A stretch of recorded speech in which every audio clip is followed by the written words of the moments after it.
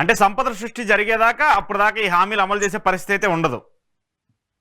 అదే ఇప్పుడు హామీలు అమలు చేయాలంటే ఖచ్చితంగా నిధులు కావాలి. దానికి ఆయన అప్పులు చేయాలి, లేదంటే కేంద్ర ప్రభుత్వం సహకారం అందించాలి. లేదు అవి రెండు కాదంటే మూడో మార్గం, ఏకైక మార్గం ఏమంటే ప్రజలపైన భారాలు మోపాలి. ప్రజలపైన ఆల్రెడీ భారాలు మోపుతా ఉన్నారు. ఇప్పుడు ఇవాళ ఇది కూడా ఎన్నికల వాగ్దానానికి భిన్నమే. అదేమంటే ఎన్నికల సందర్భంలో చాలా క్లియర్ గా చెప్పాడు ఆయన, మా ప్రభుత్వం అధికారంలోకి వస్తే ఎట్టి పరిస్థితిలో కూడా విద్యుత్ ఛార్జీలు పెంచాము అన్నాడు. పైగా ఇంకో మాట ఏమన్నా అంటే వీలైతే మేము తగ్గిస్తామని కూడా చెప్పాడు. కానీ వాళ్ళ దాదాపు 18,000 కోట్ల రూపాయల భారాన్ని ప్రజలపైన మోపడానికి సిద్ధమైతా ఉన్నారు. Already AP electricity regulatory commission వాళ్ళు 6,072 కోట్ల రూపాయలు ప్రజలపైన భారాలు వేశారు.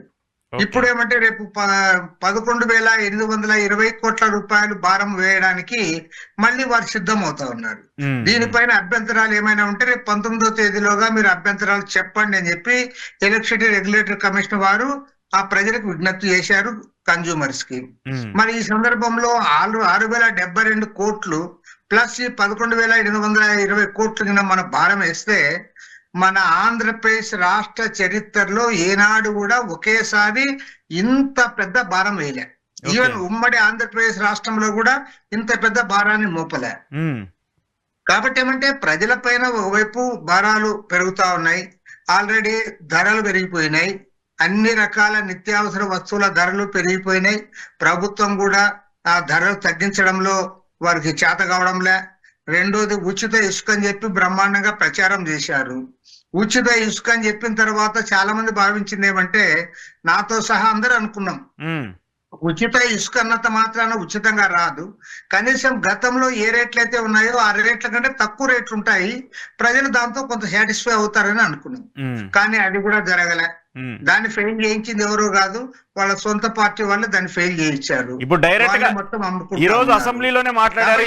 ఇవాళ అనేక సమస్యలు వస్తా ఉన్నాయి కొత్త ప్రభుత్వంలో.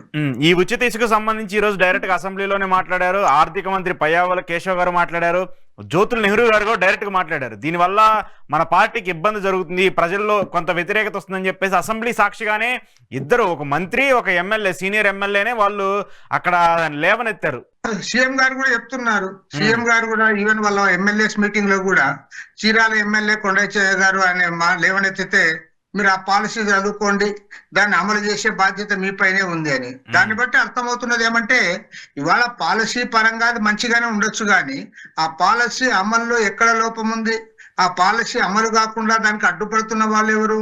ప్రతిపక్ష వాళ్ళు ఎవరైనా అడ్డుపడ్డారా, లేదా ఇతర రాష్ట్రం వాళ్ళు వచ్చి ఎవరైనా ఆటంకాలు కల్పించారా?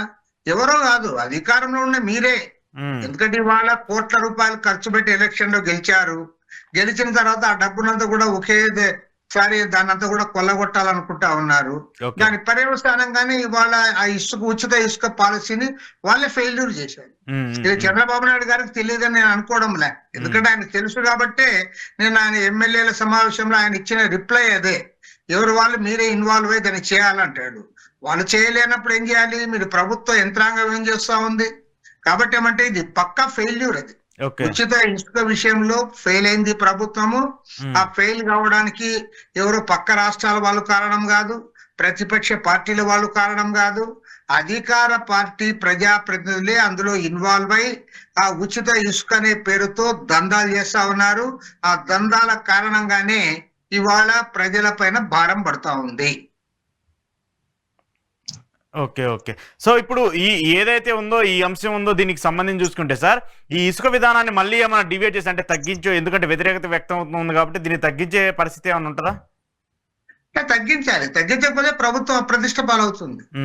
ఖచ్చితంగా తగ్గించాలి. ఎందుకంటే వారు ఉచిత ఇసుకని చెప్పడంతో ప్రజల్లో ఆశలు రేకెత్తాయి.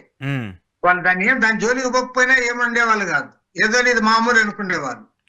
వాళ్ళు చాలా స్పష్టంగా ఉచిత ఇసుక అని చెప్పిన తర్వాత ప్రజలందరూ కూడా ఎక్స్పెక్ట్ చేశారు ఆటోమేటిక్ గా ధర తగ్గుతుంది అని. నువ్వు ధర తగ్గడంలే, సరిగా దొరకడంలే, కాబట్టి ఆటోమేటిక్ గా దానిపైన ప్రజల్లో అసంతృప్తి వచ్చింది. ఇవాళ వాళ్ళే చర్చించుకుంటా ఉన్నారు, అధికార పార్టీ వాళ్ళే. దీనివల్ల మనకు చెడ్డ పేరు వస్తుందని ఒక పక్కేమో ఇసుక రేట్లు పెరగడం, రెండోదేమో కరెంట్ ఛార్జీలు పెరగడం, ఉమ్, మూడోదేమో నిత్యావసర వస్తువుల ధరలు పెరగడం. ఉమ్, వీటన్నిటి ప్రభావం కూడా ప్రభుత్వం పైన ఉంటుంది. ఓకే సరే. కాబట్టి ఏమంటే నేను ముఖ్యమంత్రి గారిని కోరేది, ఉమ్, ముఖ్యమంత్రి గారు ఏవైతే ఇమ్మీడియట్ టాస్క్స్ ఉన్నాయో, ఏవైతే ప్రజల్ని బాధిస్తా ఉన్నాయో వాటిపైన దృష్టి కేంద్రీకరించాలి. ఇవాళ చంద్రబాబు నాయుడు గారు ఇచ్చిన హామీలన్నీ కూడా ఆయన ఇప్పుడు అమలు పరచలేను, నా దగ్గర డబ్బులు లేవు కదా, ప్రభుత్వం బడ్జెట్ మీకు తెలుసు కదా అంటే ప్రజలు కొంత అర్థం చేసుకుంటారు. కానీ ఈ విషయాల్లో మాత్రం అర్థం చేసుకోరు. ఓకే, ఈ విషయంలో మీ ఫెయిల్యూర్ కనపడతా ఉంది. కాబట్టి గట్టి చర్యలు చేపట్టాలి, నిత్యావసర వస్తువుల ధరలు తగ్గించాలి, అదే విధంగా ఉచిత ఇసుక దాన్ని పాలసీని అమలు చేయించాలి. మూడోది కరెంటు ఛార్జీల విషయంలో చాలా స్పష్టంగా మీరు చెప్పారు. కాబట్టి కరెంటు ఛార్జీల భారం అనేది విద్యుత్ వినియోగదారుల పైన మోపకుండా అన్ని రకాల చర్యలు చేపట్టాలని చెప్పి కూడా మేము కోరుతాం.